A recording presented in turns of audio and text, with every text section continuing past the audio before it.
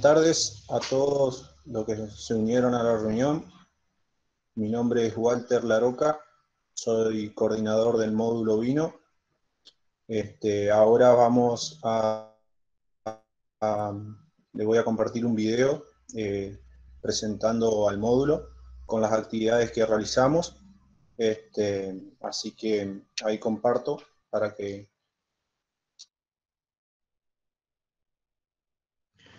En este video voy a contarle qué son los módulos didácticos productivos, principalmente el módulo didáctico productivo BIN. Son espacios extracurriculares con los que cuenta la Facultad de Ciencias Agropecuarias, donde los alumnos pondrán en práctica los conocimientos adquiridos a lo largo de la carrera, donde pueden aportar sus opiniones y experiencias. Los objetivos que tienen estos módulos es complementar a la actividad curricular de los futuros profesionales con actividades productivas llevadas adelante por los mismos alumnos bajo el principio de aprender haciendo. ¿Dónde nos ubicamos? Nos encontramos en la provincia de Entre Ríos, más precisamente en la localidad de Oro Verde, que se encuentra a 10 kilómetros al sur de la ciudad. La actividad la llevamos adelante en las áreas que se encuentran en la imagen marcada, que son aproximadamente 5 hectáreas, en su mayoría de pastizales naturales y algo de pasturas implantadas. ¿Quiénes son los integrantes del módulo? Bueno, son todos estudiantes de la Facultad de Ciencias Agropecuarias, ya sea desde ingresantes hasta estudiantes avanzados en la carrera. Somos aproximadamente 20 estudiantes los que participamos, todo con la coordinación de un tutor, que en este caso es la ingeniera agrónoma Lucrecia Lezana, profesora de la Cátedra de Forrajicultura, y un cotutor que es médico veterinario Sergio Tafarel, que es un profesional externo a la facultad. También contamos con un coordinador y un co-coordinador. Bueno, la majada se encuentra comprendida por 56 madres, 3 carneros de diferentes razas, Texel, cruza de Hansard Down con Romain Mars, apuntando hacia un futuro a tener solamente la raza Texel. ¿Qué hacemos en el módulo bovino? Bueno, las actividades que llevamos adelante son, por ejemplo, la esquila, que la realizamos una vez al año, la esquila tradicional.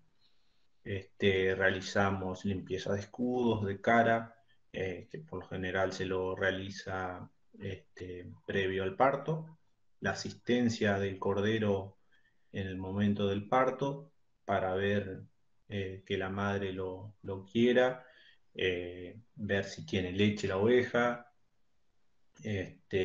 También realizamos ecografía para detectar la preñez y de esta manera nos ayuda a saber si tenemos ovejas que se encuentran preñadas con un solo cordero o melliceras, y así poder tomar una decisión en el caso de que haya que mejorar la alimentación en esas madres que se encuentran gestando corderos mellizos.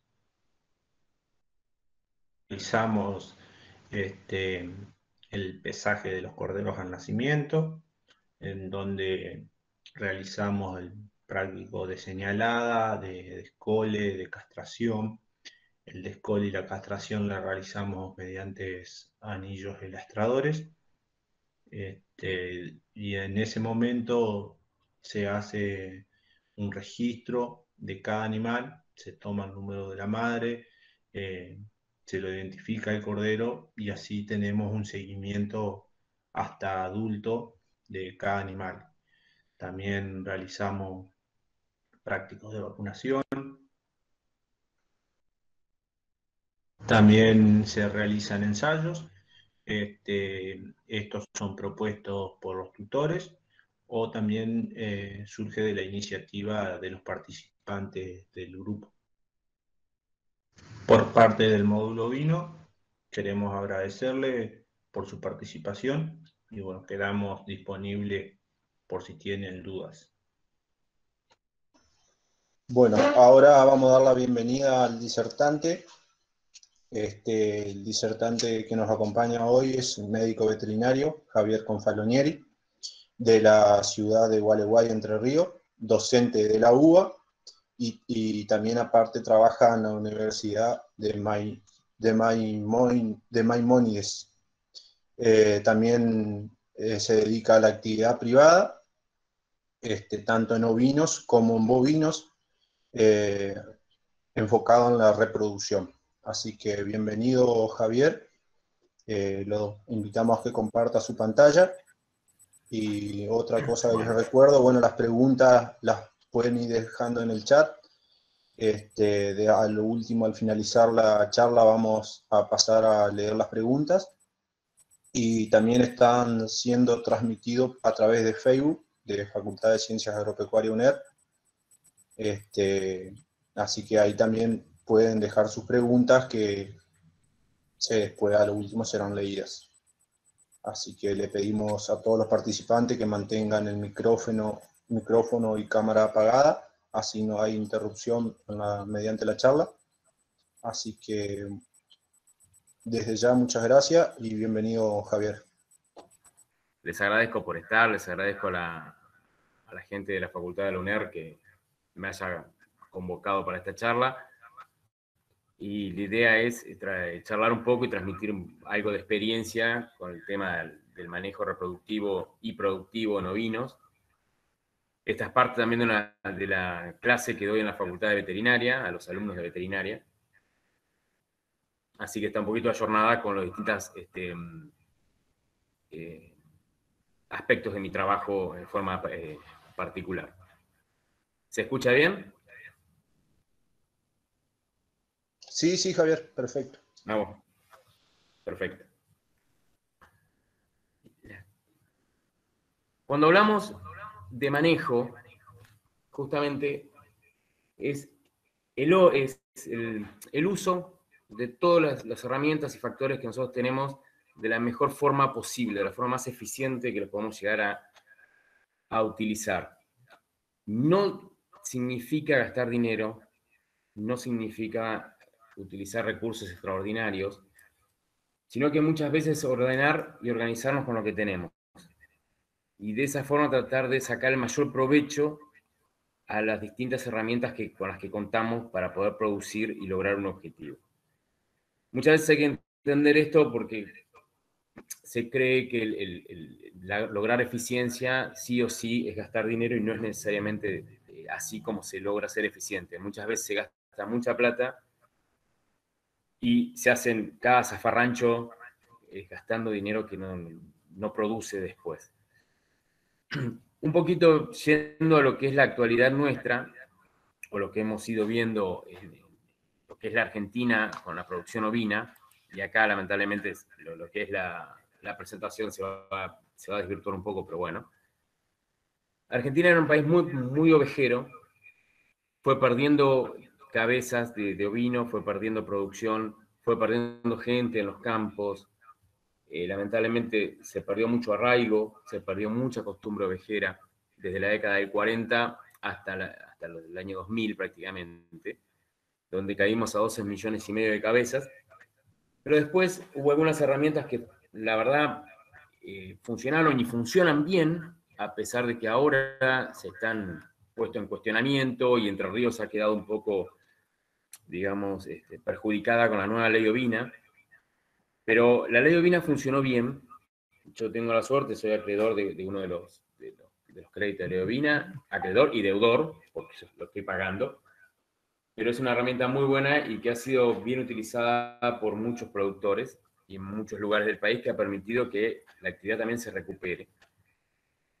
Y después, en los últimos años, fundamentalmente en el 19, hemos visto cómo contenedores de carne argentina ha llegado a Japón, por ejemplo, con muy pocos kilos, pero es un paso adelante.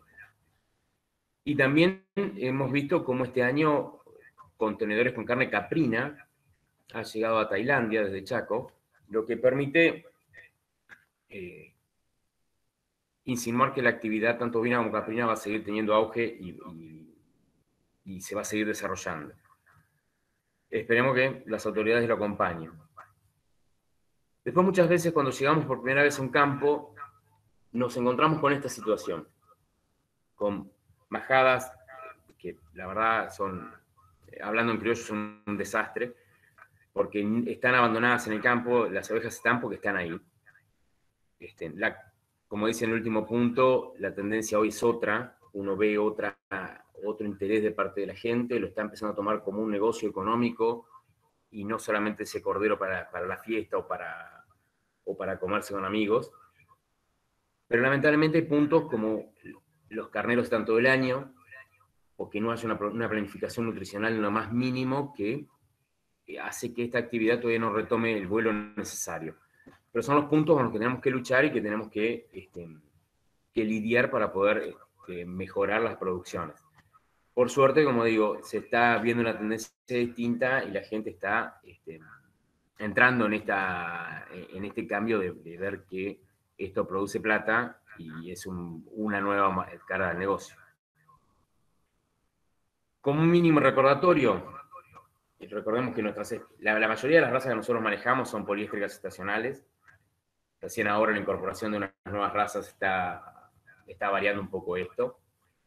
La mayoría son estacionales, si bien con una estación reproductiva bastante laxa en las razas más comunes, pero hay otras que son mucho más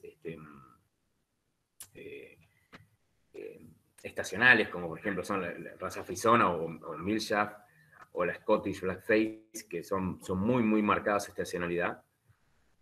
Son fotoperiodo negativas, es decir, que cuando baja las horas luz comienzan su ciclicidad. Estamos en la época, ya se está pasando un poquito la parte más fértil, pero estamos en su temporada reproductiva, con un ciclo de 17 a más o menos 2 días, donde la pubertad en las hembras las tenemos entre los 5 a 7 meses, y esta pubertad la van a desarrollar siempre y cuando tengamos bien cubierto lo que es los aspectos nutricionales. Todo lo que vamos a ver hoy de manejo, de reproducción, si la pata nutricional no está cubierta, nada de lo que hagamos lo vamos a poder lograr o vamos a tener éxito si no hacemos que estos animales estén con su nutrición como corresponde.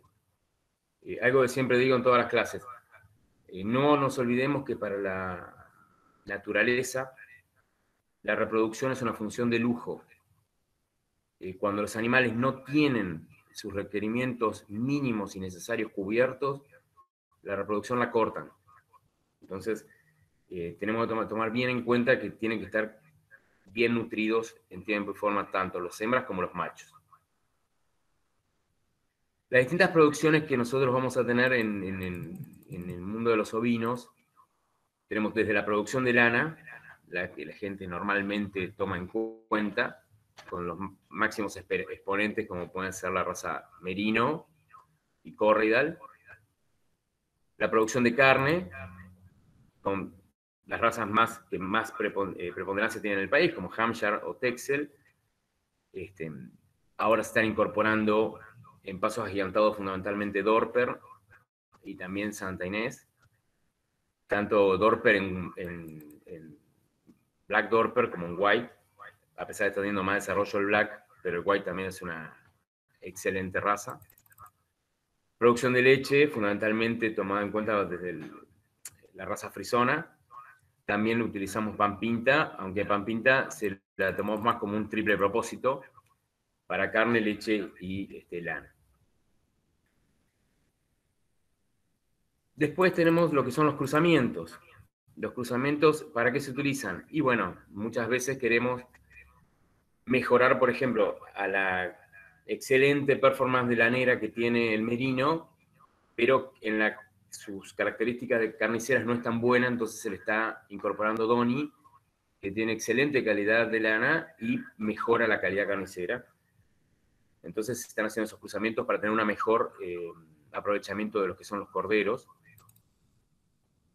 Los otros cruzamientos que se están viendo mucho es todo lo que tiene que ver con Dorper, y sinceramente llama mucho la atención, a todos se le está cruzando Dorper. Hoy en día es la raza de moda, sin lugar a duda. Esto también lo demuestra los precios que están haciendo en los distintos remates. Hace poquito un remate donde un macho Pedri se pagó 2,5 millones de pesos. Es algo que muchos criadores de toros envidiarían conseguir un valor así. Y una hembra Black Dorper se pagó casi 1.800.000 pesos también. Entonces es una raza que está muy, muy de auge, que se está utilizando para muchos cruzamientos. Y en estos cruzamientos, ¿qué se busca aprovechar generalmente? Y lo que tiene que ver con vigor híbrido, donde tanto para tener las crianzas como para mejorar, tener los mejoramientos productivos, aprovechando la exogamia, abajo de ese prohibido era que no se dejen los terneros, los machos propios dentro del establecimiento, para justamente aprovechar lo que es esta etirosis. Pero se está convirtiendo, a mi criterio, y pido disculpas porque yo sé que algún productor se va a sentir tocado, y tengo conocidos que lo hacen, pero a mi criterio están cometiendo algunos errores con lo que tienen con los F1, porque veo también en los remates que se están vendiendo F1 de Dorper, y en realidad un F1 es un 50% del Dorper por la raza cruzante. Si yo compro un macho F1, no es que me van a parir la mitad Dorper y la mitad de la otra raza. Voy a seguir haciendo una dilución de ese 50% de cruzamiento que hice, del que vengo, del que compré. Entonces me parece que hay una sobrevaloración de todo lo que se está haciendo con Dorper justamente, y bueno, hay que tener un poco de cuidado porque nos va a llevar no sé, a un callejón sin salida, que después no vamos a saber cómo volver para hacer una raza más en pureza. Si quedamos con las hembras F1 es una cosa, porque le seguimos colocando machos puros de Dorper o de la raza que queramos tener por absorción, pero estar trabajando sobre machos F1 me parece que no es trabajar ni sobre una cosa ni sobre la otra. Uno tiene que ir viendo que los cruzamientos, cuando uno quiere ser por absorción, y bueno, siempre tiene que ir dejando la raza que quiere que absorba a la otra como la raza reproductora. Pero si yo me quedo con solamente la del 50%, voy a terminar diluyendo esa genética en mi majada y hasta va a ser una desilusión, depende cuál es el fin para el que lo compré. Porque además tenemos que lo que son las heredabilidades, todo lo que tiene que ver con los caracteres reproductivos, y esto que ven muchos números, muchas palabras puestas, es simplemente no para que se lo acuerden, sino para que quede el concepto, de que los caracteres que yo mejoro con el valor híbrido rápidamente es caracteres de índoles productivos. El peso al nacer, peso al destete, ganancia de peso, conversión. Y todo lo que tiene que ver con aspectos reproductivos son de baja heredabilidad y son de muy larga data, mucho trabajo atrás. Entonces, a veces es conveniente, o sería conveniente, comprar hembras que ya vengan con tasas de ovulación, con prolificidad, con fertilidad más elevada o de mejor genética, y no estar esperando hacerlas por cruzamientos porque me va a llevar mucho tiempo y a veces desgasta. Los caracteres productivos uno los puede medir en los dos sexos, entonces es como que el impacto es más rápido. Uno lo ve casi en la generación siguiente y comienza a obtener también los beneficios fundamentalmente económicos para los que uno hace esto, como la conversión, el peso a faena, y ese adelanto a uno lo sigue incentivando para seguir buscando esa mejora. Más de las ventajas de cruzamientos, como uno las ve rápido. También si yo tengo un mejor peso al nacer, voy a tener una menor mortandad porque ese cordero va a nacer con mejor reserva grasa, va a poder soportar mejor las inclemencias del nacimiento. Bueno, todas esas ventajas son las que los cruzamientos me va dando y que por el motivo por el cual muchas veces se incorporan fundamentalmente en las razas comerciales en las majadas comerciales, donde uno quiere buscar mejoras económicas rápidas.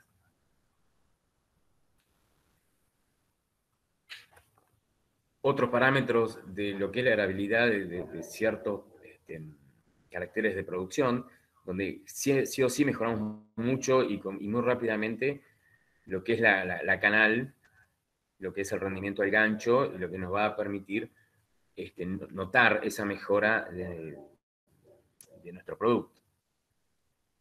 Ahora, todo esto es muy lindo, pero como ya viene en la otra placa, el fenotipo es la mezcla o la sumatoria del ADN que tenemos, el genotipo, sí o sí influenciado por el ambiente.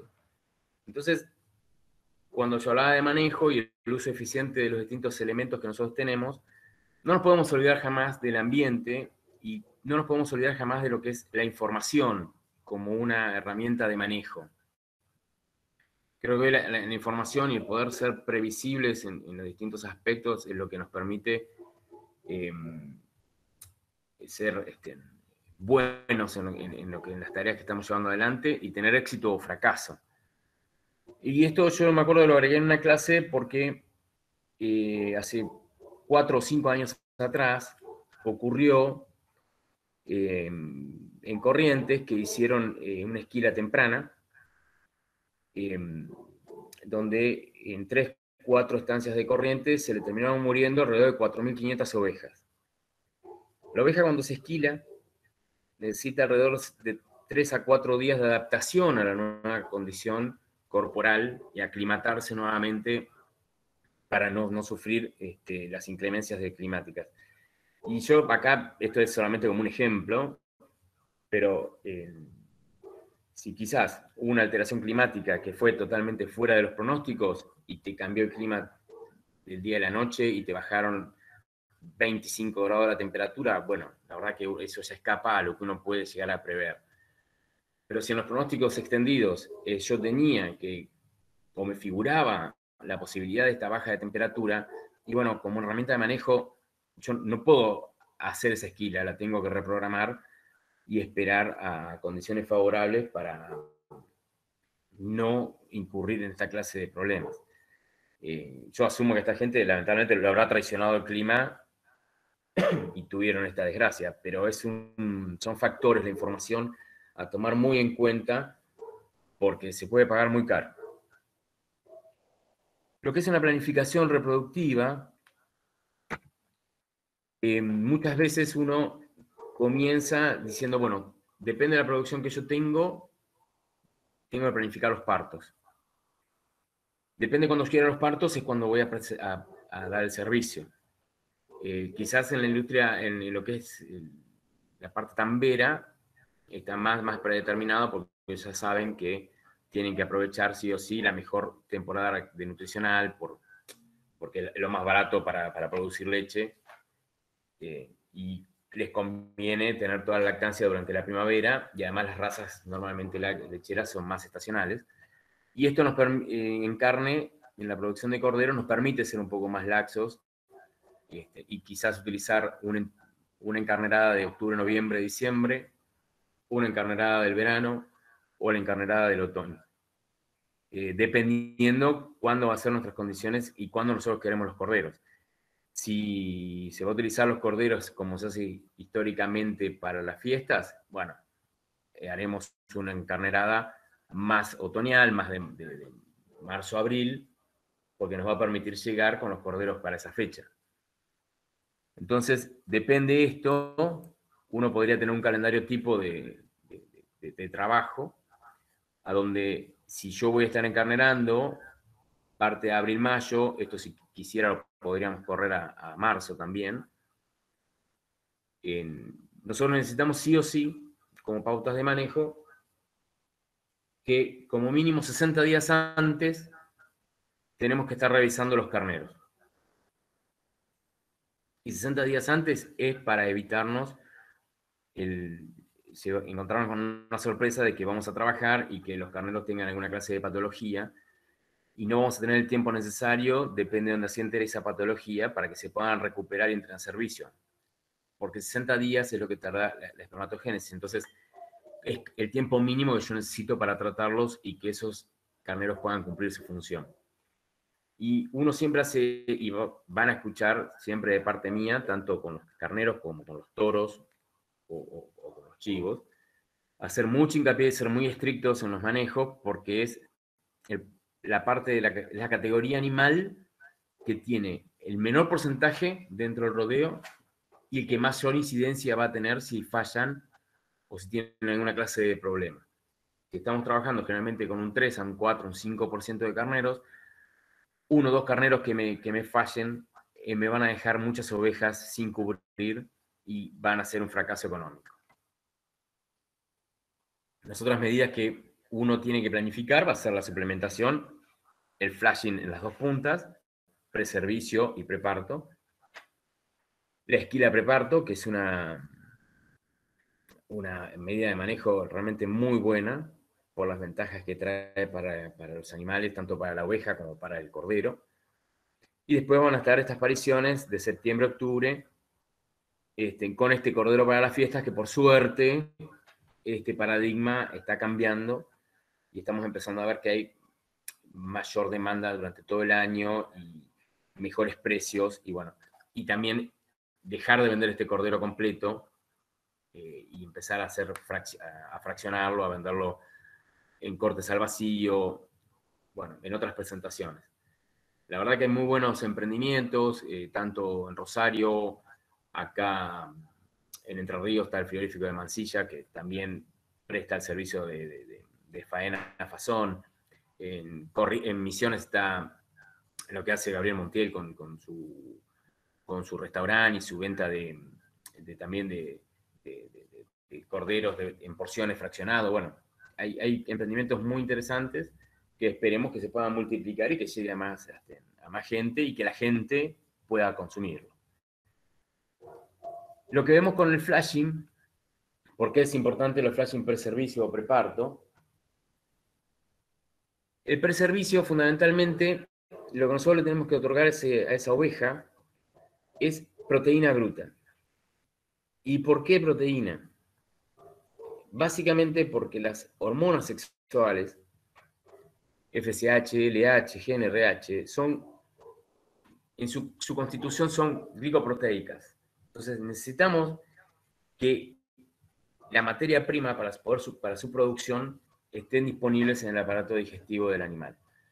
Por eso que no hablamos de cantidad de alimentos, sino de la calidad del alimento que le tenemos que dar, donde tenemos que cubrir estos 100 gramos de proteína bruta diaria. Son cortos en su duración, son 15, 20 días, en cualquiera de los dos prepartos, y el preservicio, perdón, cualquiera de los dos tipos de flashing, y en el de preservicio lo que vamos a buscar es que la tasa ovulatoria mejore, porque vamos a estar buscando la posibilidad de ovulaciones dobles o triples. El preparto va a tener básicamente va a buscar que la condición de la oveja mejore, o que llegue mejor a la aparición, y como dice ahí, el calostro tenga una mayor producción, pero además, como le vamos a estar dando maíz fundamentalmente, por la composición del maíz, lo que favorece es que se fluidifique el calostro, entonces nos baja la viscosidad. Ustedes vieron, si han tocado calostro, la gran diferencia que tiene con la leche es que la leche es más fluida y el calostro es más viscoso, más pegajoso. Es hasta difícil cuando uno lo quiere ordeñar. Imagínense para el cordero, si quizás salió un poquito débil, bueno, o con frío, entonces lo ideal es que sea menos viscoso para que lo pueda mamar más fácilmente. Pero además también esta nutrición preparto, que depende de la condición corporal de esos animales, lo podemos extender un poquito en el tiempo. Tenemos que buscar la posibilidad de evitar, bajo todo punto de vista, la presencia de toxemia de preñez o cetosis de preñez, la cual es una enfermedad muy común, es mucho más común de lo que parece, está bastante subdiagnosticada por lo que veo, Y básicamente no es más que un desequilibrio energético, es un desbalance energético, donde las pobres ovejas lo que comen no es suficiente para cubrir sus requerimientos energéticos. Entonces, para formar glucosa, ¿qué hacen? Comienzan a degradar grasa. Esta degradación de grasa se produce una formación de cuerpos cetónicos. Estos cuerpos cetónicos van al hígado para hacer procesos de neoglucogénesis. Cuando la tasa de degradación de grasa con formación de cuerpos cetónicos supera a la tasa de clearance del hígado, se produce la intoxicación. Entonces, el animal se autointoxica. Esto ocurre en ovejas flacas y en ovejas gordas. ¿Y por qué ocurre en ovejas gordas? Y lo he visto en ovejas gordas de cabaña que venían comiendo balanceado y demás. Bueno, porque esas ovejas tienen hígado graso. Entonces, el tejido noble hepático no está en condiciones para poder detoxificar los cuerpos cetónicos y tenemos el mismo problema en las dos puntas, en las flacas y en las gordas. El tratamiento es sencillo, pero ya les digo, muchas veces no se llega a tiempo o es muy subdiagnosticada.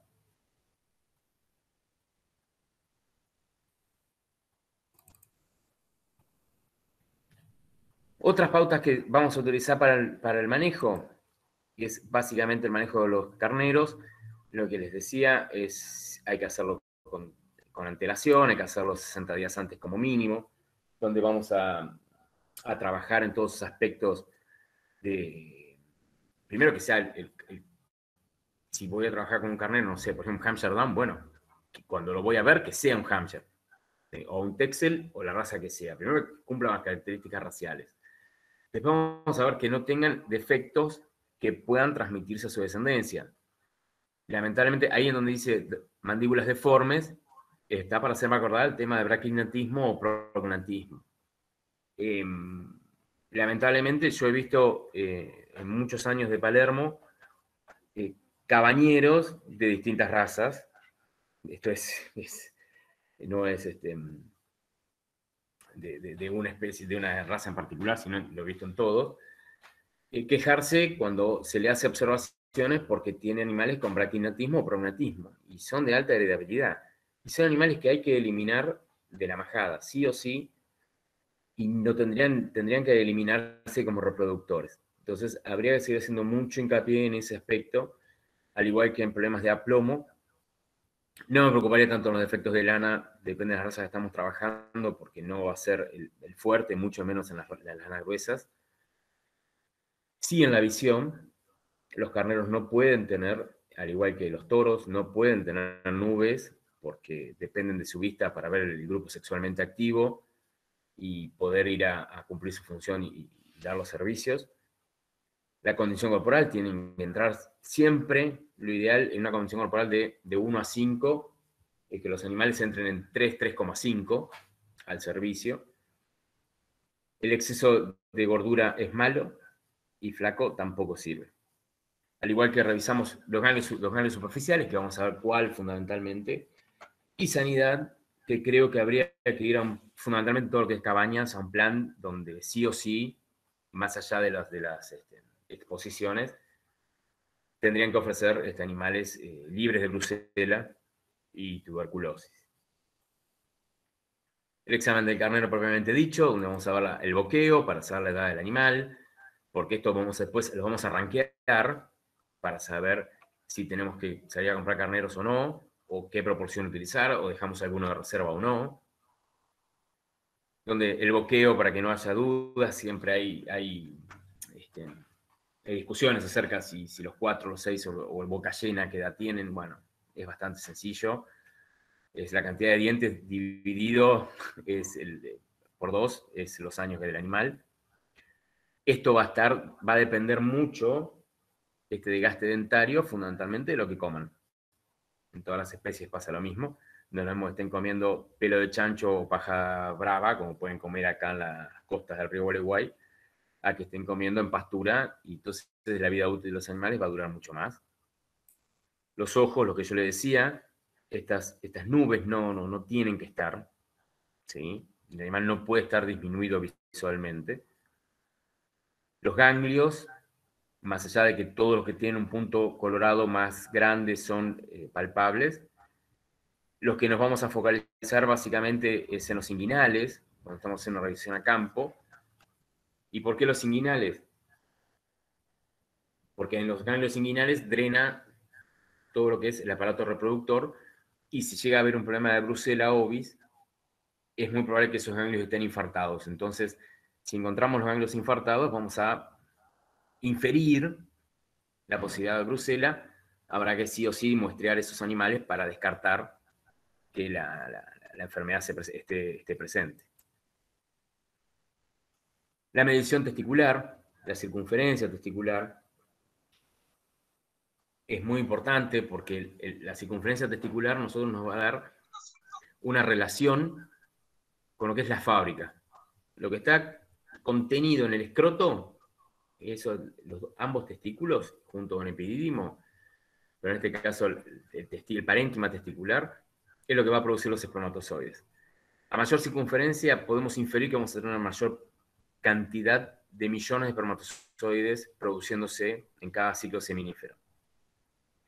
Yo a veces me cuesta creer, y a veces lo hago como crítica, pero hace el año pasado o el anterior había una de las asociaciones de criadores más numerosos de Argentina, de una de las razas de carne, que se estaban planteando la posibilidad de bajar las exigencias de la circunferencia escrotal por la cantidad de reproductores que quedaban afuera.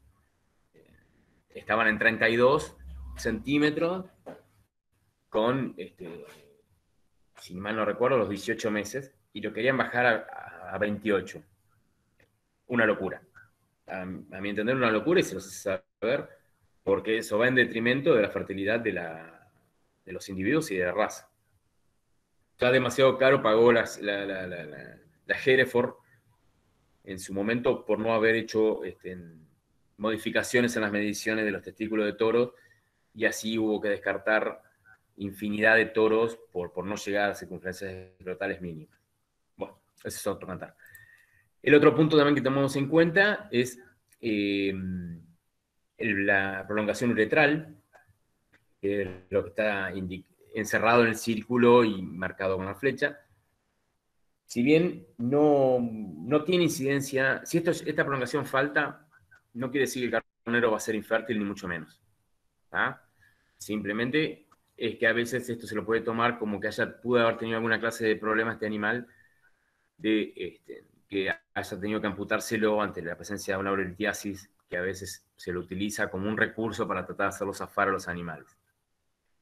Vuelvo un segundito a la medición testicular, porque además allá de la medición, también acá es importantísimo palpar consistencia, movilidad, palpar bien el epidídimo, fundamentalmente en sus colas de epidídimo, que se encuentran en la zona ventral y medial, porque ahí está la parte de maduración de los espermatozoides. Si las colas de epidídimo no son buenas, no tienen una buena capacidad, ese carnero va a tener una baja capacidad fecundante. Entonces hay que palparlas y verlas bien. Tomando la precaución, cuando uno palpa los testículos de los carneros, que no nos olvidemos que los machos también tienen una estación reproductiva. Entonces, si yo los estoy evaluando fuera de su estación reproductiva, puedo llegar a encontrar una consistencia más fofa de lo normal, pensar que están mal, y en realidad es porque están fuera de su estación de trabajo. Entonces, hay que tomarlo en cuenta y no perder de vista para no descartar animales que realmente son buenos. Volviendo acá y haciendo también una acotación respecto a la urolitiasis, hay que tener mucho cuidado. Me ha tocado atender varios animales con problemas de litiasis. Normalmente no zafan, normalmente terminan muertos porque la vejiga termina reventando. Es muy difícil lograr destapar los carneros. No se los puede sondear, como muchas veces se pretenden los productores, porque depende de la ubicación del burolito. Tenemos el asa sigmoidea, que es imposible pasar por una sonda. Entonces, la alimentación acá toma un factor preponderante para evitar que esta patología se presente, porque nos lleva a descartar muchos animales. Así que hay que tener mucho cuidado con eso, que bueno, produce pérdidas. ¿Y por qué el tema de los tiempos para ir y evaluar con los carneros 60 o 90 días antes a las majadas? Y porque yo no puedo llegar a encontrarme con esto si estoy por hacer un trabajo o voy a alargar la encarnerada o voy a hacer una extracción de semen, porque acá esto no tengo solución. ¿Sí? Y si tengo que salir corriendo a comprar carneros, y ya es tarde, voy a estar comprando lo que encuentre, como sea, pagando cualquier valor. Entonces hay que anticiparse siempre a estas situaciones. Como les decía, depende de los distintos parámetros que voy evaluando, los carneros van a ser aptos, no aptos, y más que diferido, va a ser un animal, puede ser diferido, o que si tiene algún problemita, por ejemplo, tiene una muy pequeña nube en un ojo, o ya tiene una dentición de medio diente, y bueno, entonces quizás me va a quedar como un backup para entrar, o para entrar con mayor porcentaje a la majada, junto con los aptos. Pero esto permite tener una buena visualización de qué animales voy a contar para la encarnerada.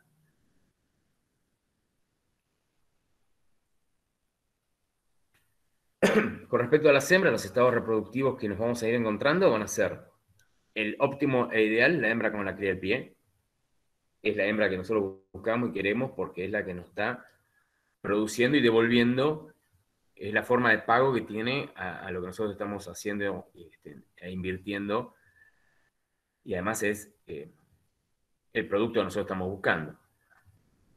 La otra hembra que uno tiene que evaluar después cuál es el camino a seguir es la que ha parido, pero la cría no se presenta, no está al lado de ella.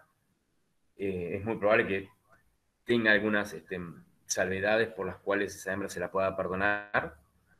Y la que no deberíamos perdonar, la hembra que no parió, que ha atravesado el año reproductivo y llega al final del ciclo sin presentar el producto al lado de ella.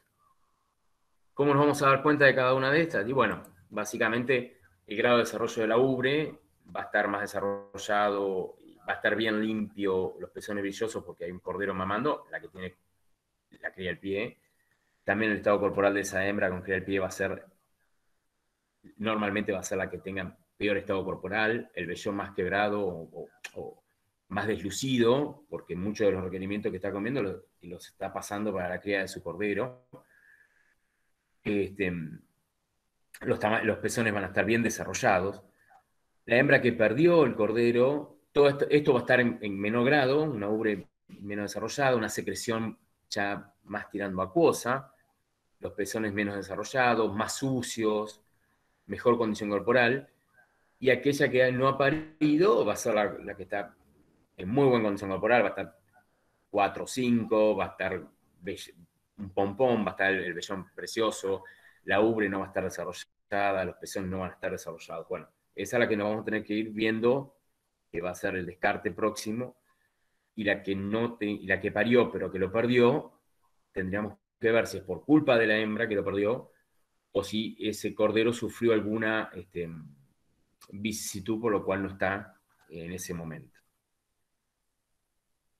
La condición corporal siempre es buena evaluarlo, previa a cualquier maniobra que vamos a hacer, fundamentalmente previa a los servicios, porque no podemos pretender buenas tasas de preñez con animales que entran flacos, ni que van a estar ganando peso durante el servicio. A ver, tienen que entrar bien y tienen que mantenerse y ganar.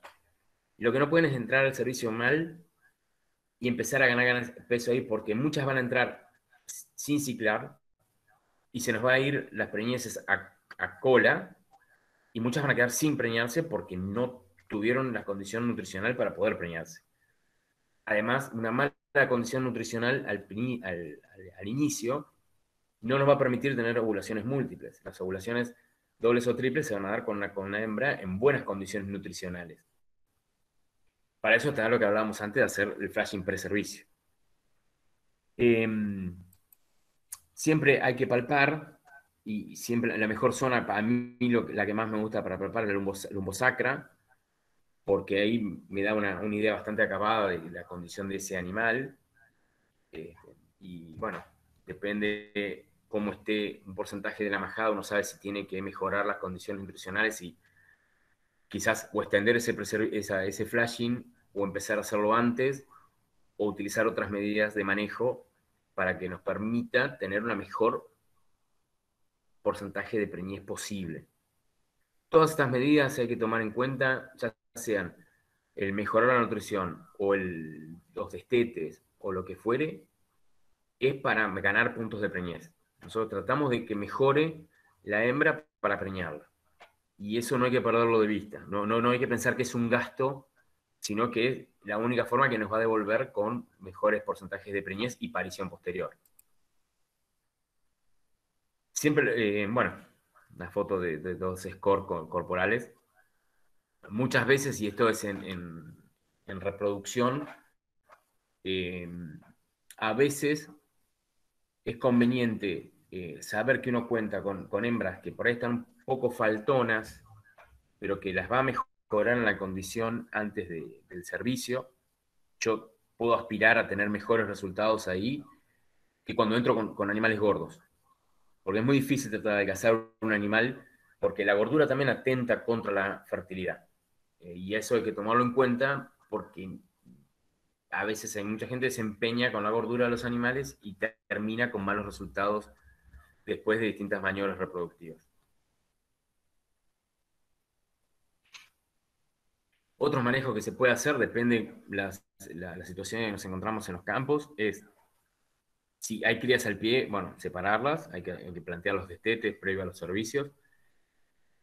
Revisar el aparato genital porque muchas veces hay que tener cuidado y fundamentalmente ahora una de las grandes problemas que estamos teniendo son las miasis y muchas veces hemos tenido, o se ve muy seguido, la miasis en la zona vulvar, porque el carnero la sirvió y cuando se bajó dejó algo de secreción y ahí hay una bichera.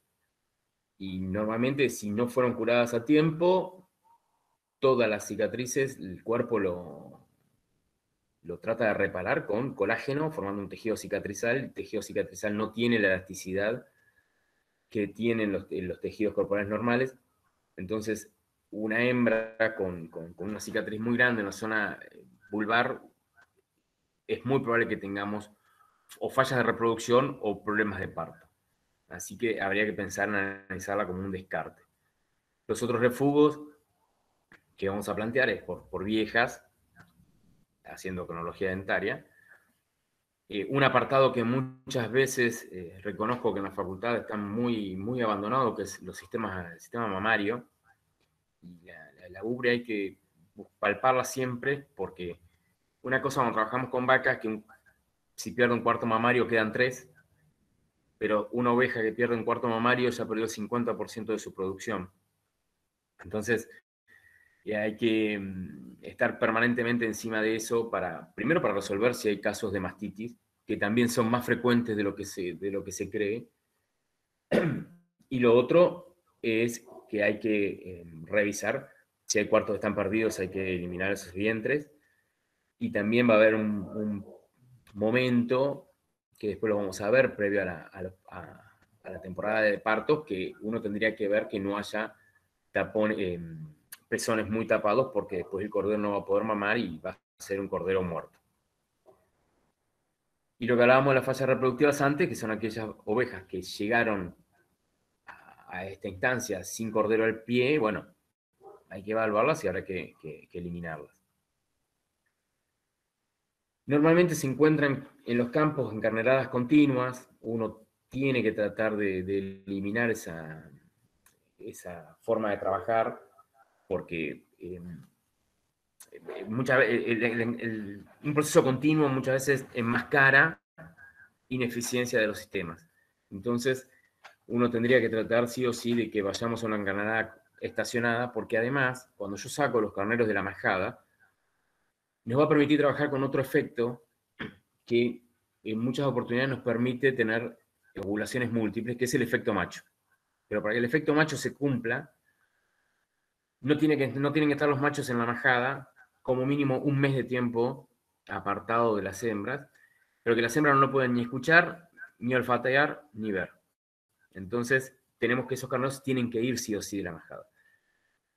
Y además nos permite tener un mejor uso de los recursos al tener una temporada de servicio y una temporada de partos. Y nos va a permitir concentrarnos en las tareas específicas.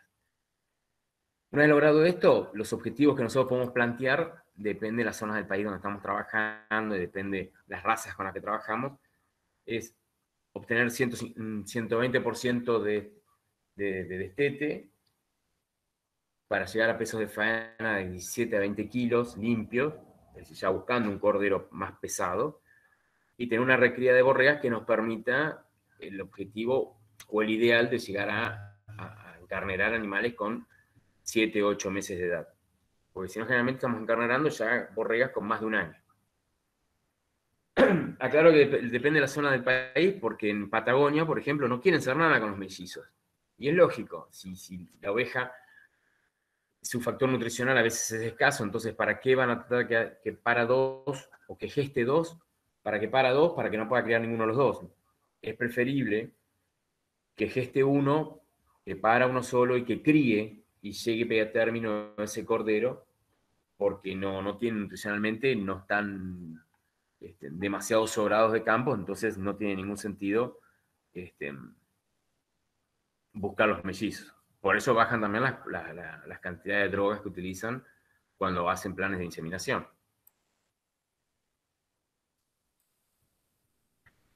Los tipos de servicios que vamos a contar van a ser a campo, a corral. A campo, bueno, los carneros están con la majada. A corral muchas veces cuando no tenemos demasiada cantidad de machos, cuando se encierran la majada de noche, como lo tengo que hacer yo en mi caso por una cuestión de seguridad, bueno, se largan los carneros en ese momento a la majada, dirigidas cuando queremos darle a algún macho o algún grupo de hembras a un macho en particular, y quizás estamos trabajando con retajos que nos van marcando cuáles son las hembras en celo y se las vamos colocando para que las monten, o por inseminación artificial. Cuando trabajamos con inseminación artificial, también necesitamos trabajar con la posibilidad de sacar semen con vagina artificial o con electroeyaculador, si fuera el caso. La verdad que a veces, que siempre es preferible todo lo que es fisiológico, el uso de la vagina artificial es de lo que mejor calidad de semen nos va a dar. Después lo tendremos que evaluar al microscopio, ver que está en condiciones y lo podremos utilizar. Ahí también en la foto yo lo estaba utilizando porque estaba congelando semen. Pero no sé por qué se me quedó como oculta. Vamos a ver acá, si la tecnología me ayuda. Hay un videito. Este carnero nunca saltó en vagina artificial. Fue ese primer día que fui a trabajar y saltó sin ninguna clase de problema. Me dio 1 centímetro y moneda. La verdad que hay razas, como la Texel, que nunca me causó problema en los carneros para saltar. Al igual que Corriedal. Corriedal, perdón. Nunca tuve problemas, siempre manifestaron muy buena libido y no son tímidos. Porque muchas veces el carnero tiene un excelente libido, pero cuando se le pone un tipo extraño, que encima le está desviando el pene cada vez que quiere saltar y demás, se inhiben y no saltan. En este caso, Texel o Dorper, la verdad que han sido muy buenas razas para saltar. Y hay otras que son mucho más tímidas, que necesitan tiempo de entrenamiento, y en algunos casos, si no se los agarra y se los entrena de chicos, nunca van a saltar en vagina artificial y hay que recurrir al electroeyaculador. ¿Qué hacemos con el semen cuando uno lo extrae? Lo podemos utilizar en 3 formas. Inseminación con semen fresco, normalmente en fondo de vagina, al igual que con refrigerado. La diferencia es que con el refrigerado, entre 5 a 15 grados, yo puedo extender el uso de ese semen hasta 24 horas, teniendo valores aceptables de preñez. Con el semen fresco, yo 30 grados, bueno, lo uso en el momento y listo. Si yo no le bajo la temperatura a ese semen, el metabolismo sigue acelerado y termina muerto por desgaste. La tercera forma de utilizar es en forma congelada, que bueno, hay que hacer todo el proceso, hay que hacer las diluciones, diluirlo si uno no tiene una congeladora en vapores de nitrógeno y utilizarlo fundamentalmente en forma laparoscópica, porque si uno quisiera utilizar semen congelado en fondo de vagina tiene pésimos resultados. Hay que utilizarlo en forma de inseminación laparoscópica. Muchas veces preguntan cómo se calcula la dosis para hacer una inseminación con semen fresco, sacando semen de los carneros ahí en el campo. Y cuando uno no está trabajando ni con cámara de Neubauer, ni con otra clase de equipos que nos permitan sacar la dosis, muchas veces en forma práctica, y esto charlándolo mucho con gente del INTA, cuando uno hace la extracción de semen y en la copa de extracción logra ver el remolino que produce todo el eyaculado, uno puede inferir que como mínimo hay 300.000 millones de espermatozoides por centímetro cúbico. Entonces, después, si yo voy a utilizar una dosis inseminante de 100 a 150 millones, acá en este ejemplo está utilizado con 100 millones, entonces eso quiere decir que yo por cada centímetro de eyaculado que obtuve, puedo inseminar 30 ovejas. Este sería un cálculo así, rápido. Yo sé que a mucha gente se le va a complicar terminar de entenderlo, pero bueno, simplemente a modo informativo o que les quede ahí que con cada eyaculado de un carnero en buenas condiciones, uno puede estar trabajando con 30 ovejas sin ninguna clase de problema. Estas son las herramientas que se utiliza para hacer la inseminación laparoscópica: un vaginoscopio con fuente de luz y después una pistola multidosis, donde en la parte de atrás, de acá de la pistola, está para graduar la dosis que voy a inyectar, a depositar en el fondo de vagina. ¿Sí? Uno lo está viendo acá con el laparoscopio, con el vaginoscopio, perdón, con fuente de luz. Coloca la pistola multidosis. Encontramos el lugar para que tenemos que vamos a depositar el semen, que es el orificio cervical externo. Esta es la papila del orificio cervical externo. Espero que con el cursor se pueda ver. Y ahí tenemos que depositar el semen. La otra forma de utilizar el semen, cuando lo utilizamos en forma congelada, es, bueno, a través de utilizando la laparoscopía. La inseminación laparoscópica lo que nos permite es la utilización del semen congelado, que muchas veces se trae de otras partes del planeta. De hecho, ahora se abrió la importación de semen de Hampshire desde el Reino Unido, así que bueno, todo ese semen congelado va a ir a inseminaciones laparoscópicas, o mucho de semen Dorper que se ha traído de Sudáfrica o de Australia se está utilizando con inseminación laparoscópica. Cuando uno hace laparoscopía, lo que ve es esto, a través del laparoscopio. Los cuernos uterinos, esta era una hembra Texel que estaba en un programa de tiempo fijo. Bueno, ustedes ven ahí la turgencia de esos cuernos uterinos. Después el aspid, que es esta parte de donde sale una pequeña agujita por donde se inyecta el semen. La pequeña herida que queda en el cuerno y la inseminación que se provoca ahí, o se produce. También muchas veces cuando utilizamos y hacemos protocolos de superovulación para hacer los lavajes y obtención de embriones, también lo estamos inseminando con semen congelado la mayoría de las veces, para después hacer los lavajes de los cuernos uterinos, acá los ovarios con la respuesta de los distintos folículos ovulatorios.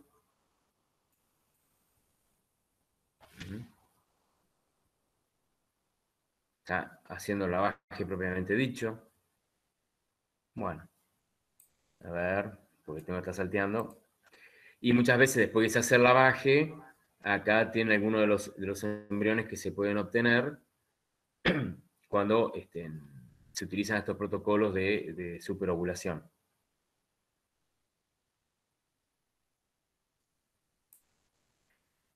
Otra de las prácticas que se utilizan después que hemos dado el servicio, ya sea montas naturales o por inseminación, es la esquila de entrepierna, ¿sí?, que se llama crutch también, y el deshoje. Y esto es muy importante porque muchas veces depende de las razas, la lana de la cara de las ovejas se vuelve, la verdad, las dejan prácticamente ciegas, no pueden ver nada, entonces es muy importante deshojar fundamentalmente en borregas, porque al parto tienen que ver al cordero, porque muchas veces para ellas que son primerizas, esto es una acción traumática. Y muchos de los abandonos de corderos que ocurren justamente porque no saben lo que les está pasando, se genera un parto, se genera la situación de estrés, tienen poca visión, capaces de noche, bueno, y abandonan el cordero. Y la esquila de entrepierna, no solamente la parte trasera, para evitar el tema de la cascarra, de evitar también que se pegotee la materia fecal y demás, pero también es para despejar muchas veces la glándula mamaria y que el cordero pueda acceder fácilmente a los pezones. En esta maniobra, junto con la esquila de parto, es bueno el palpar los cuartos mamarios para saber que no tenemos un problema posible en esas ubres. Los otros, bueno, la otra maniobra que se utiliza en muchos casos es el diagnóstico de gestación por ultrasonografía lo más precoz posible, como medida de manejo para poder saber si tenemos gestaciones únicas o múltiples y poder dar otros planos nutricionales o nutrición diferida o dirigida a determinado grupo de ovejas. Y en muchos casos, como hago cuando voy a determinados campos, a los 30 días de terminado el servicio, hago la ecografía y todas las ovejas que no se preñaron, se les da un suplemento hormonal, ¿sí? A veces simplemente se les da prostaglandina para tratar de hacer una sincronización y se les da 35 o 40 días de servicio complementario. Porque ahí en esos campos hay una búsqueda determinada donde la nutrición está cubierta. Bueno, si después de ese servicio complementario estos animales no se preñan, pasan al descarte.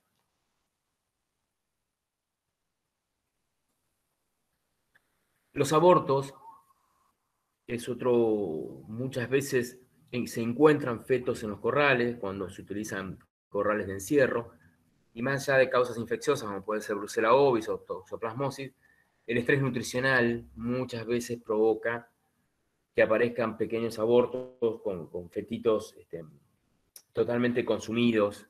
Uno ve las cuencas oculares totalmente hundidas, no hay reservas grasas por detrás de la cuenca ocular. Entonces, generalmente se producen por estas restricciones nutricionales a las que a veces son sometidos los animales. Porque no hay comida o por cuestiones de manejo que a veces son bastante difíciles de explicar. Las causas que nos llevan a mayor cantidad de mortandad perinatal, hay que tomar en cuenta que la mayor pérdida de cordero la vamos a tener en los primeros 72 horas de vida, y fundamentalmente tenemos la hipotermia y la inanición. Hay que tomar en cuenta que el cordero está, en el mejor de los mundos, adentro del útero, está protegido, está calentito, está nutrido, está fantástico. Y de golpe tiene que cambiar todo, sale a un ambiente totalmente hostil e inhóspito, frío, tiene que cambiar la respiración, a unos pulmones que nunca utilizó, tiene que empezar a utilizarlos, tiene que cambiar la nutrición, a un aparato digestivo que tampoco utilizó, hay que utilizarlo ahora. Necesita tener fuerzas necesarias para comenzar, para incorporarse e ir a mamar. Por eso es tan importante que las ovejas paran en buena condición, porque la buena condición de la oveja también es las reservas grasas que van a tener ese cordero para gastar esas primeras horas para levantarse y comenzar a mamar, un calostro que tiene que estar preparado en la glándula mamaria, que por eso le decía que tenemos que tratar que no sea tan viscoso para que lo pueda mamar tranquilamente bien, porque ahí necesita empezar a termorregular y a recuperar energías. Esas son las dos fundamentales o principales causas de muerte, son la hipotermia y la inanición.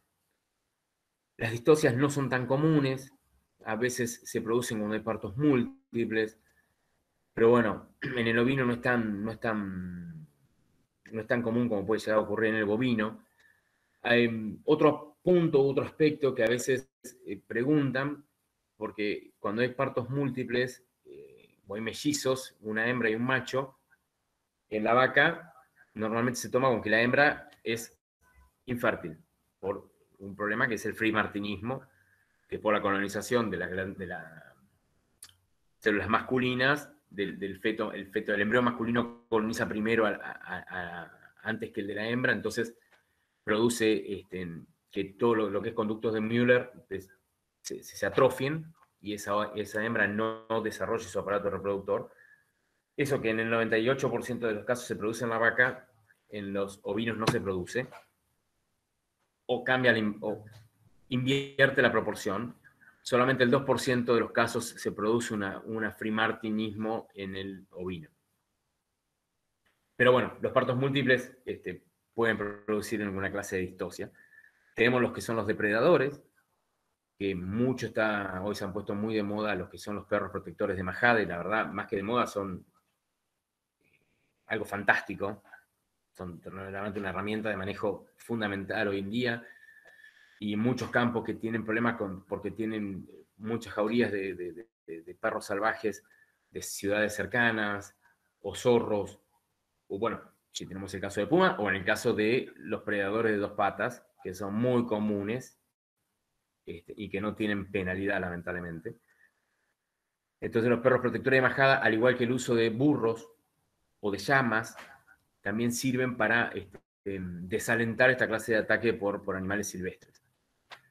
El abandono o el robo, muchas veces, lo que yo le decía antes, una borrega se asusta al parir y lo abandona.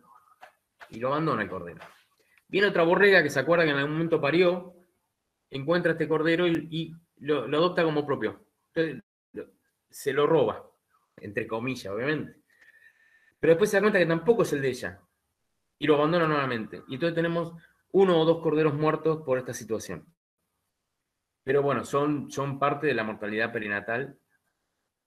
Lo que, al igual le decía, tenemos el tema de cetosis, que produce no solamente el cordero muerto, sino muchas veces la oveja muerta también. La ataxia enzootica, que es un problema por la carencia de cobre. Entonces, tenemos que se presenta esta enfermedad. El cobre tenemos el gran problema que tiene un límite muy delicado, donde la carencia o el exceso, y el exceso se logra con mucha facilidad, produce la mortandad en los ovinos. El tema del calostrado, que el calostro tiene varias condiciones. Fundamentalmente, cada día se está bajando más la premura con la que los recién nacidos tienen que calostrarse. Antes se hablaba de 24 horas, después se habló de 12, ahora se está hablando de 6. Y tienen que tomar la mayor cantidad de calostro posible en las primeras 6 horas. Después el aparato digestivo comienza a no permitir el pasaje de las inmunoglobulinas y de las células de inmunidad que van en el calostro. Uno puede hacer un banco de calostro, congelar. El tema y es una buena herramienta, el tema tenemos que tomar en cuenta de cuando lo descongelamos y lo ponemos en un baño María, van a pasar las inmunoglobulinas, pero vamos a destruir las células. Entonces, una parte de ese calostrado, de esa inmunidad, no va a estar. Es tiempo, cantidad y calidad. ¿Sí? Hay sustitutos comerciales de calostros hoy en día que están dando un buen resultado, pero bueno, siempre uno tiene que intentar que sea lo más natural posible. El tema de la hipotermia, siempre se preguntan en los distintos grupos de WhatsApp y demás, y lo que tenemos que buscar es que se atempere. Quizás acá está en un balde con una palangana con agua tibia, bueno, pero también un secador de pelo muchas veces nos va a servir, y después dejarlo dormir al lado de una estufa o algo para que el animal termorregule, y va a intentar sí o sí, de esa forma va a empezar a tener mejores reflejos. Muchas veces se los quiere tratar de dar de comer, sí, por cualquier forma, cualquier vía, pero hay que tomar en cuenta que cuando uno come, si le mandamos alimentos al aparato digestivo, en forma fisiológica va a ir sangre al aparato digestivo para tratar de comenzar el proceso de digestión. Esa sangre que sacamos de piel nos va a producir también más hipotermia. Entonces hay que atemperarlos, no solamente tratar de darles de comer. A veces es contraproducente. Bueno, no me voy a meter demasiado en el tema de lactancias, lo normal sería de 3 a 4 meses. Cuando uno quiere obtener mejores porcentajes de preñez, depende de la condición corporal de los animales, de las madres, tenemos que hacer destetes, trabajar con clip feeding dirigido a los corderos, porque esa sustitución de lo que no le tomen tanto en leche, porque lo están comiendo en balanceado, va a hacer que la madre esté en mejor condición corporal, y todo este dinero que gastamos en balanceados en el cordero nos lo va a devolver en puntos de preñez la oveja. Esto pasa también con los bovinos, así que siempre uno tiene que defender este aspecto pensando en los porcentajes después de parición que vamos a obtener. Otras prácticas que hacemos con los ovinos es la señalada. Hay que recordar que lo único que demuestra propiedad es la señal. Y los tatuajes, en el caso de cabañas muchas veces, las cabañas generalmente son los que tatúan. La castración, que hay que hacerlo lo más temprano posible, al igual que si vamos a hacer descole, hay que tratar de hacerlo con lo más temprano y de las formas menos cruentas posible. La gomita es un buen elemento para ambas maniobras. Los cuadros vacunales que generalmente tenemos, no hay mucho más que esto, que carbúnculo y clostridio. Yo recomiendo siempre vacunar a todas las categorías con las 2 vacunas, y hay una vacuna de clostridial que además trae contra pleuroneumonía. Si bien no es una vacuna contra neumonía, pero trae 2 antígenos que nos ayudan a controlar las enfermedades respiratorias también. Otro aspecto de los parásitos están siendo unas batallas bastante perdidas, porque ya estamos desarrollando resistencias contra drogas nuevas. Pero bueno, ahora hace poco apareció una nueva que es Vercon. Tenemos Solvix, perdón si estoy haciendo marcas, pero lo que se me acuerdo ahora. Y fundamentalmente lo que más daño nos produce es el Haemococcus contortus y la fasciola hepática en las zonas donde hay fasciola, como Entre Ríos, por ejemplo. Pero ese está en prácticamente todo el país, fasciola hepática. Las teñas nos van a traer problemas de ganancias de peso, y en las categorías chicas nos pueden llegar a producir mortandad, pero la mayor mortandad la vamos a tener por Haemococcus y fasciola. Y a parásitos externos, más allá de sarnas o piojos, las bicheras es un grave, grave problema. No me voy a extender en teladorsagia porque no tiene sentido. Acá tenemos lo que es el Haemococcus contortus, o también llamado palo de barbero, por ser a bandas rojo con blanco, y fasciola hepática, que los que estamos en la cuenca del río Gualeguay la conocemos muy bien. Los puntos de declive que vamos a tener en los animales por los edemas producidos por las parasitosis, o las diarreas. El ovino no es un animal de diarreas. Esto se produce cuando hay parásitos, y los edemas se producen porque tienen hipoproteinemia causada por los parásitos que están, los parásitos internos. Entonces son señales de alarma muy potentes que tenemos que trabajar. Acá tenemos 2 herramientas fundamentales, porque ya les digo, las drogas se está complicando, y es manejo. Por un lado vamos a tener que tener sí o sí rotación de potreros, rotación con otras especies, por ejemplo, hacer comer bovinos y después los ovinos. Entonces, esa interacción hace que las vacas levanten los parásitos de las ovejas, no se afectan, las ovejas levantan los parásitos de las vacas, no se afectan en forma cruzada. Además comen a diferente altura, no son competitivas generalmente, y nos permite un control parasitario.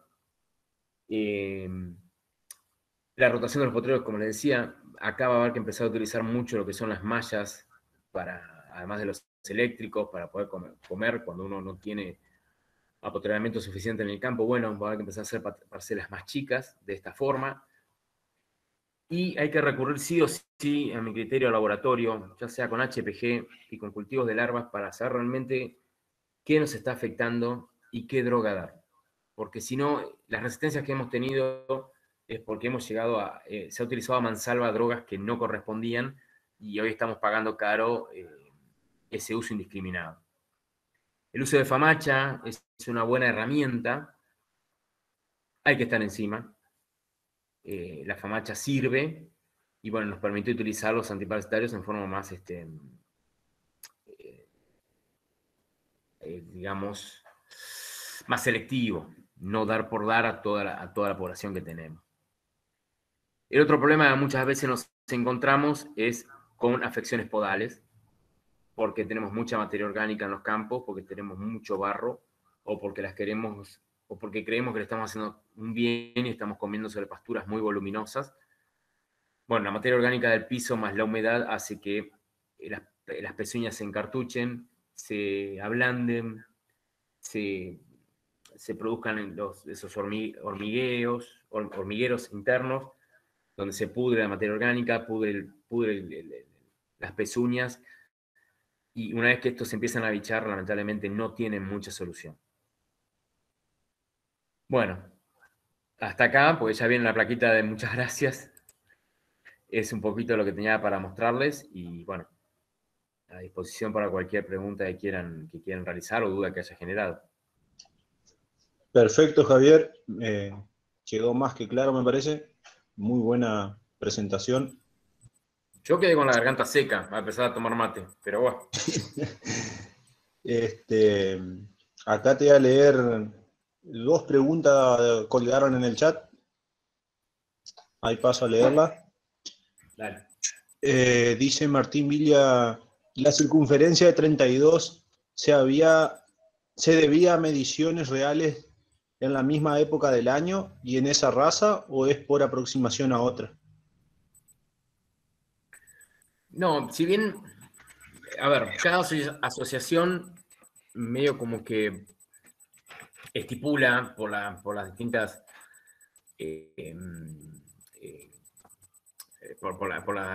no me sale la palabra, por las rurales, las exposiciones a las que van y demás. Bueno, cada asociación generalmente estipula que con determinada edad los carneros tienen que tener tal circunferencia escrotal. Yo, por lo que he visto, y por ejemplo, en una de las que más trabajo, que es con Hampshire, cuando tienen 2 dientes, tienen que estar en los 30 centímetros y 32, depende de la exposición en la que se presenten.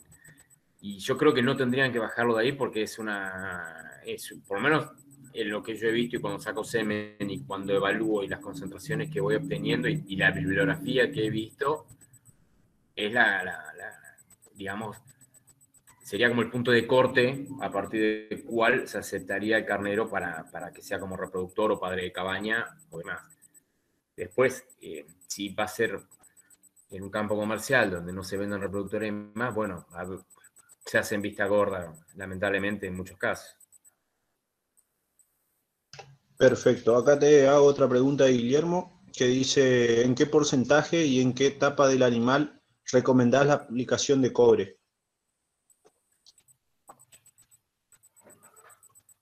Primero hay que ver si tienen deficiencia de cobre o no. ¿Sí? Y eso muchas veces o hay que hacerlo por un estudio de suelo, o hay que ver si en los animales ven que hay deficiencias. Si no han tenido casos de ataxia enzootica, que eso lo van a ver porque los corderitos nacen todos torcidos, chuecos, se mueren. Hay deambular zigzagueante, en círculos. Bueno, la sintomatología clínica es bastante clara en algunos casos. Si no tienen eso, yo no la aplicaría, porque la verdad es muy fácil cruzar el límite de la intoxicación y es muerte segura. Una vez que, por exceso o por defecto, el cobre te mata, no tiene miramientos. Al igual que cuando aplican o dan de comer balanceados, ojo, porque muchas veces dan los balanceados de vaca, y en los balanceados de vaca hay cobre para vaca. Parece que no pasa nada y se termina por acumulación, porque no mata inmediatamente, muchas veces comienza a acumular, se acumula y terminan con intoxicaciones de cobre. Que es cuando abren esos animales a ver por qué se murió y se encuentran con que está amarillo. Bueno, ahí tenemos casos de cobre. Pero te habría que evaluar el caso y ver si amerita aplicar el cobre o no. Y si vas a aplicar un cobre comercial, fíjate que en el prospecto te diga que es para ovinos y respetar la dosis a rajatabla. Ok, perfecto. Acá Martín Velázquez pregunta, ¿cuánto tiempo por animal le lleva la técnica de la paroscopía? 1 minuto. Es más lo que tardás en que lo coloquen en la camilla y sujetarlo que la laparoscopía en sí. Ariel Pérez dice, ¿cuál es la condición corporal óptima para el momento de la reproducción? Ni gorda ni flaca. Lo ideal de 1 a 5, 3. ¿En qué momento mismo se recomienda el flushing antes de la preñez para evitar las distocias? Mirá, el flashing preparto, lo ideal es, como creo, si no me equivoco, decía en la placa, son 15 a 20 días pre-parto,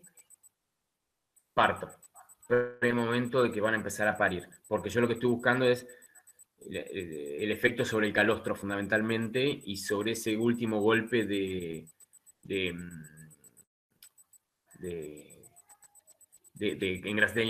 crecimiento del cordero para que todo le llegue esa grasa parda que va a utilizar rápidamente cuando ni bien nace.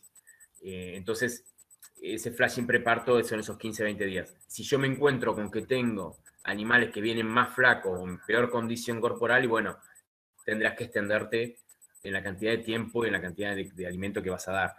Ahí también decía que pónganle en promedio, no excede el medio kilo de maíz diario. ¿Sí? Entonces no es tampoco algo tan costoso de hacer en forma del gasto económico que uno va a realizar dando alimento, tomando en cuenta el beneficio productivo que uno va a tener. Perfecto. Romy Rufino pregunta, para la zona de Córdoba, noroeste, ¿la raza Corriel se recomienda? Y mirá, la verdad, si te lo digo te miento, desconozco. Yo calculo que hay que correr en Brasil, ¿por qué no va a haber en Córdoba? Sí. Si la van a utilizar, depende del fin que va a tener. Si va a utilizar Corridor porque necesita buena actitud lanera, fantástico. El problema es que las lanas gruesas, Hampshire, Texel, hoy no tienen valor. ¿Sí? Si bien existen gente que utiliza, le encontró determinados nichos a ciertas cosas, como por ejemplo, vos te encontrás mucha gente que utiliza las ovejas negras, pero porque utilizan lana para hilandería y producen prendas, ponchos, demás, y le dan un valor agregado, o porque en los capones tienen una venta de cojinillos, donde un cojinillo vale 10, 12 mil pesos, depende de la zona donde se vende, o más. Pero si vos vas a utilizarla para cordero y después tenés que esquilar la madre, por eso, si va a vender la lana, perfecto, si no, buscaría otra especie, otra raza, mejor dicho. Maxi Garrido dice, muy buena la charla, y la pregunta es, ¿cuál es el Gracias. valor de HPG al cual se recomienda aplicar? Bueno, con el tema de vos tenés un HPG, cuando los HPG te dan muy elevados, más de 500 huevos por gramo, bueno, uno generalmente toma la postura de decir, bueno, desparasito. Lo bueno sería que a ese HPG sumarle un cultivo de larvas, porque lo ideal sería saber cuál es el parásito que me está produciendo esa infectación. No es lo mismo tener huevos de una infectación de Moncus que una infectación de teña. La teña en todo caso no me va a dejar ganar peso, pero la Moncus me va a matar. Entonces, depende de lo que sea el parásito que esté actuando, es la recomendación que vas a tener. Traten siempre de que sean dos maniobras conjuntas, HPG y cultivo. Si el HPG me da bajo, no me preocupa. ¿Está bien? Pero si empieza a tener determinados valores, bueno, es interesante saber qué parásito me está actuando, porque solamente se pueden reconocer 4 huevos de 4 especies. Perfecto. Acá Consuelo Galvez consulta, ¿qué porcentaje de energía y proteína sería óptimo para el crisp feeding y qué cantidad total de concentrado? Mirá, como vas a utilizarlo en categorías chicas y vas a empezar a dar de comer al pie de la madre con corderos que quizás van a estar oscilando entre los 20, 25 días, aproximadamente en esa edad, vos necesitas darle de comer un concentrado de muy buena porcentaje de proteico. Entonces vas a tener que trabajar con concentrados de 18 a 20, 22% para que el animal realmente lo aproveche y produzca una ganancia de peso más allá de que se acostumbre a comer, para después que el destete va a ser más fácil también. Pero vas a tener que utilizar concentrados buenos, y yo ahí sí recomiendo la compra de un concentrado de un molino o lo que fuere, porque cuando empezamos con las recetas caseras es muy fácil desbalancear, y en realidad ahí sí no estamos aprovechando el recurso, que a veces es costoso, y creemos que por dar maíz estamos haciendo un bien, y en realidad no, estamos hasta, te diría, perdiendo un poco de plata. Pero utilicen concentrados comerciales o balanceados comerciales con 18 a 20% de proteína y van a andar bien. Perfecto. Una consulta de Lucas Broin. ¿En un rodeo de 30 ovejas con un macho habría algún problema? No debería haber problema siempre y cuando el macho no tenga ningún problema. ¿Está? Yo a veces cuento como una nota de color. En el primer cliente que yo tuve, en Marcos Paz, provincia de Buenos Aires, un día yo iba por vacas. Un día aparecieron 9 ovejas y un carnero. A los 2 años seguía viendo 7 ovejas y un carnero, pues se habían muerto 2 ovejas.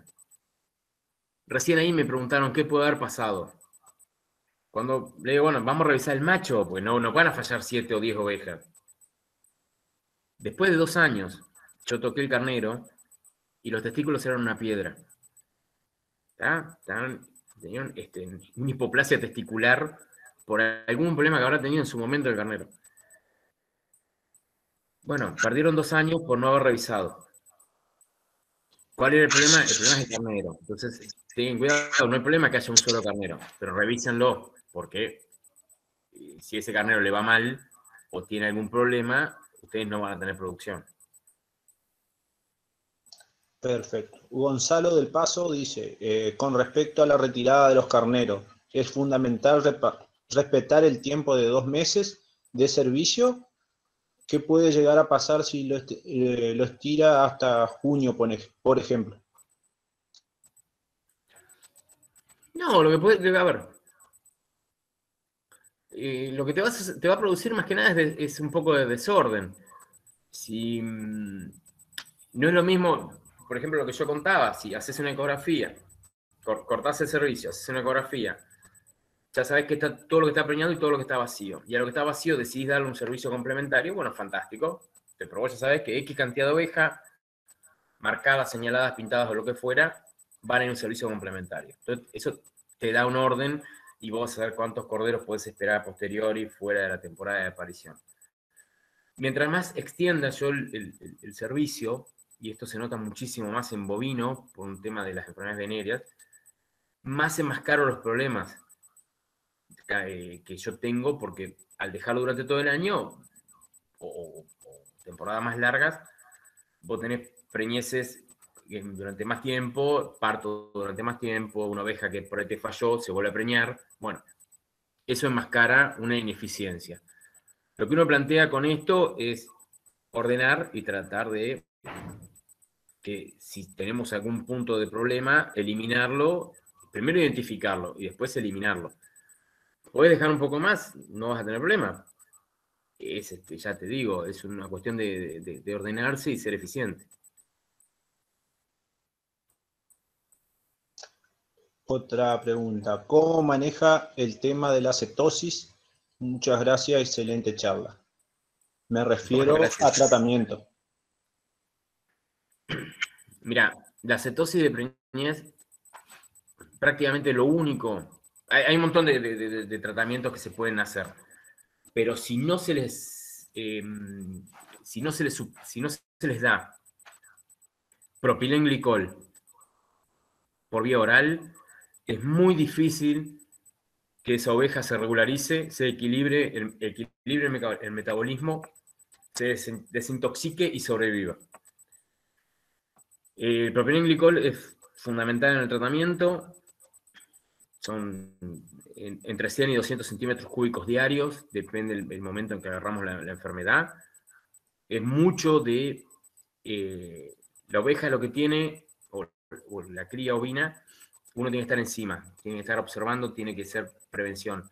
Si yo veo que en la majada hay ovejas que empiezan a quedarse en el fondo, a caminar más lento, un comportamiento como atontado, un andar por ahí más tambaleante, un poquito babosas, bueno, es momento de actuar, ese animal hay que separarlo, hay que empezar a suplementarlo con propilenglicol. También tendríamos que evaluar, dar una alimentación suplementaria con maíz o con algún energético para poder seguir compensando ese desbalance energético que tiene el animal. Ese es fundamental.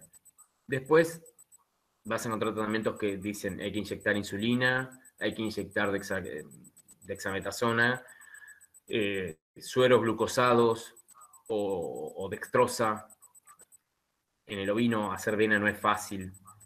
Es mucho más fácil dar todo lo que es por oral o intramuscular, bueno, pero el propilenglicol es clave en la atención de esta enfermedad. A veces es muy difícil conseguir el propilenglicol, las veterinarias no lo tienen, hay que buscar distribuidores de humano, y a veces a quienes pueden ir a preguntar es los que fabrican cerveza artesanal, porque se utiliza en la fabricación de la cerveza artesanal, entonces ellos a veces te pueden orientar dónde comprarlo. Otra pregunta de Martín Velázquez. ¿Se usa pastilla de semen? Si es así, ¿qué porcentaje de preñez? Mirá,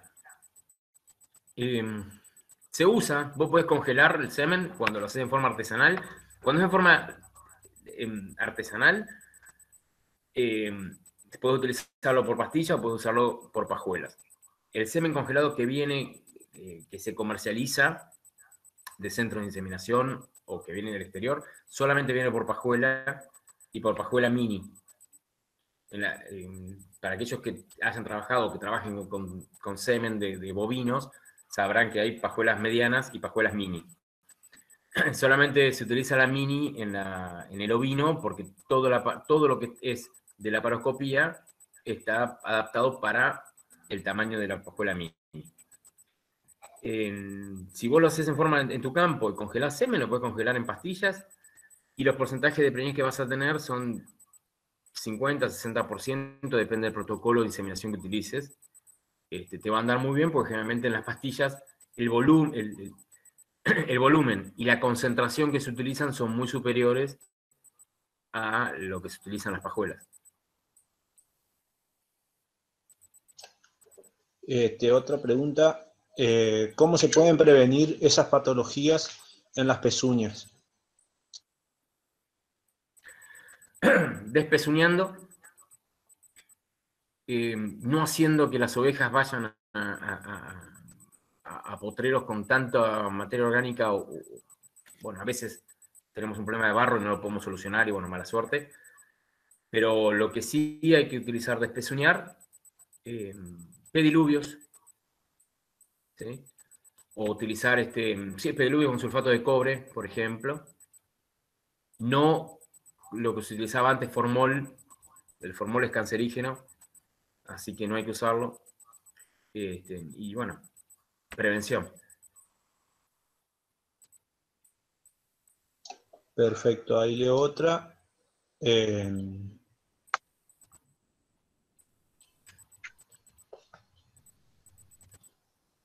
Una de Nicolás Faría. ¿Podría explicar de nuevo el tema de juntar el ganado ovino con bovino para el tema de los parásitos? Sí, es algo que era de manejo viejo, antiguo, y que realmente funciona. Las vacas y las ovejas tienen parásitos distintos, no hay infectaciones cruzadas normalmente, entonces los parásitos de las vacas no afectan a las ovejas y los parásitos de las ovejas no afectan a las vacas. Normalmente, fasciola hepática afecta a las dos, pero para que la fasciola hepática entre en un cuerpo de un animal tiene que pasar por el ciclo del megacidio y el caracol y demás, entonces no es que en la materia fecal la va a levantar. Entonces, ¿qué se hace? Se utiliza pastoreos rotativos, donde primero entran a comer las ovejas o las vacas, como más les guste. Yo prefiero generalmente que entren primero las vacas, porque comen más arriba que la oveja, y después se pastorea con la oveja. Y cuando se va a volver a entrar al potrero, primero entra una vaca, y atrás de la vaca, cuando se va la vaca, entra la oveja. Entonces evitamos con este pastoreo alterno que haya estas contaminaciones de parásitos. Entonces, la vaca se va a levantar los parásitos de la oveja y la oveja se va a ir levantando los parásitos de la vaca. Es una forma de control que usaban antiguamente y bueno, hay que volver. Es más, como tercer control, después de las ovejas muchas veces se echan los caballos, que comen más abajo todavía. Entonces pelan el potrero y es una forma también de tratar de tener más a raya los parásitos. Otra de Martín Velázquez. ¿Por qué el maíz disminuye la viscosidad del calostro? Por la composición del maíz, con los almidones que tiene, favorece a que el calostro sea más fluido. Me encantaría extenderme en la respuesta, pero es hasta donde sé en lo que he leído. Y no quisiera entrar más en la composición. Eso quizás un agrónomo podría decir mejor la composición del maíz, como para poder dar una explicación más acabada del tema, pero es por eso. Perfecto, acá Romina Rufino, la que había consultado por el tema de Corrial en Córdoba, dice gracias por la respuesta. Sí, para la lana y carne, en segunda opción es el objetivo. La duda iba a si provienen de la Patagonia, ¿qué cuidados para la adaptación zonal podrían considerar? Mirá, lo he visto en muchas situaciones.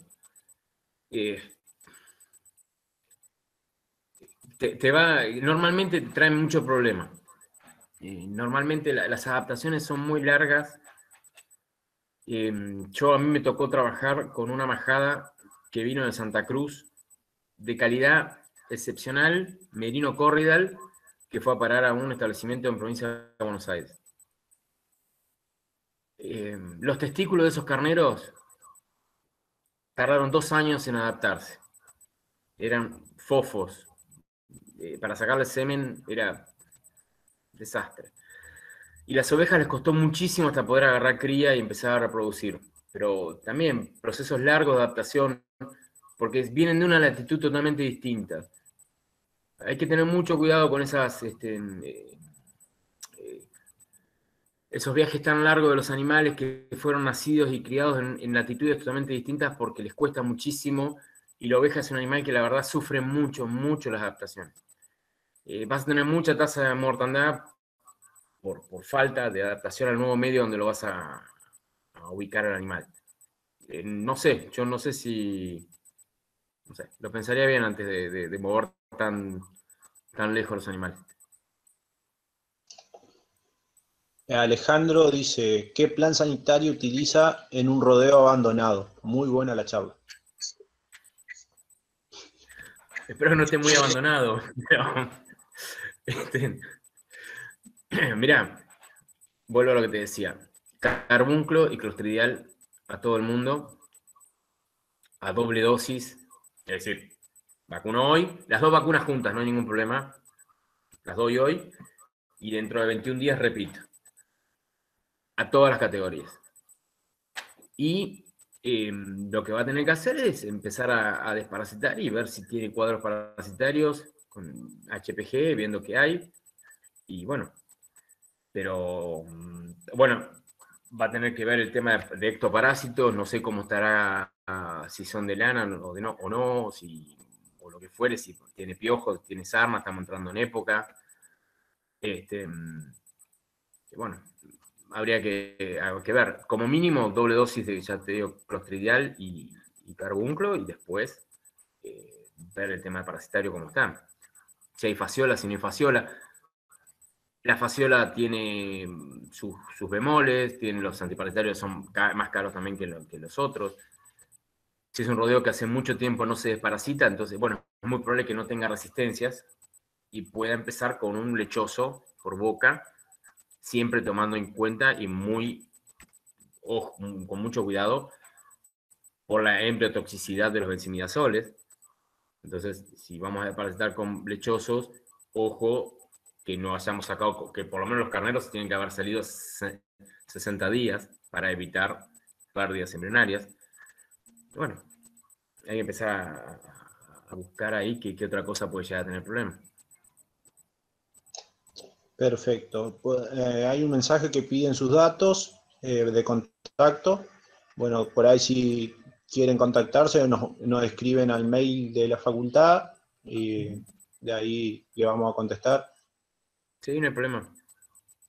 Impecable respuesta, muchas gracias. Excelente. Excelente. Plan sanitario, pregunta. Bueno, el que les venía comentando, ya les digo, carbunclo y clostridial. La clostridial yo la trataría de dar. Siempre busquen las clostridiales que tienen tétano, que tienen Clostridium tetani, porque no todas las clostridiales tienen Clostridium tetani. Y uno a estos animales siempre los está sujetando, o los está sometiendo, mejor dicho, a tareas que pueden traer cortes en la esquila, el escole, lo que fuere. Entonces, cubrámoslo contra el Clostridium tetani. Las vamos a dar preparto para que en el calostro vaya la inmunidad necesaria, y si no la otra, previo a la temporada de esquila, por lo menos un mes antes, para que estén cubiertos los animales. Pero carbunclo, clostridial y bueno, y las desparasitaciones del caso. A veces hay que desparasitar menos de lo que parece, pero bueno, la gente con el tema sistemático y le da. Hay que evaluar primero. Perfecto. Acá hay un saludo de Martín Velázquez, que es del grupo ovino de la Facultad de Ciencias Veterinarias de Esperanza. Gracias por participar, que siempre nos están acompañando. Acá hay otra pregunta. ¿Qué opinión tienen de dar a pastorear post cosecha de la gruesa el rebrote para el control de maleza del lote? ¿Qué problemas de toxicidades? Mira, depende de qué cultivo de base estamos hablando. pero yo he visto, he escuchado y he leído muchos artículos que utilizan la oveja para el control de maleza. Y les va muy bien y no hay reportes de toxicidades. Insisto, no sé de qué cultivo de base estamos hablando. Capaz, si estamos hablando de un sorgo, podemos llegar a tener alguna clase de problema con el tema del rebrote de sorgo, pero después generalmente controlan muy bien las malezas las ovejas. Así, mucho más que eso no te puedo decir. Perfecto, vamos. Si tuviera chivo, le pongo chivos. Es más resistente a todo. Y de hecho, el INTA tiene muy buenos artículos con respecto al control de los chañares y demás, que son plaga en muchos lados. Bueno, con los chivos los controlan. Acá leo otra, vamos a ir leyendo la última pregunta por el tema del tiempo. Yo utilizo sal con chilla y maíz molido en bovino como una ayuda ahora en invierno. ¿Se puede utilizar esta dieta para ovinos también? Sí, a la oveja también le gusta mucho lo que es la sal. No creo que tenga ninguna clase de problema. Insisto, el elemento que uno trata de cuidarse mucho con el tema del cobre. Si bien hay otros elementos que van a ser tóxicos, que nos pueden llegar a traer problemas, pero el cobre es el que mayor problema causa, y muchas veces uno no sabe por qué se me murió el animal. Sí, lo puedes usar. Siempre dar una ayuda en esta temporada que viene, encima que están preñadas y demás, te va a ayudar a que los animales te paran en mejores condiciones, con un cordero más fuerte y la sobrevida del animal, del cordero, que en definitiva es lo que uno quiere siempre estar salvando.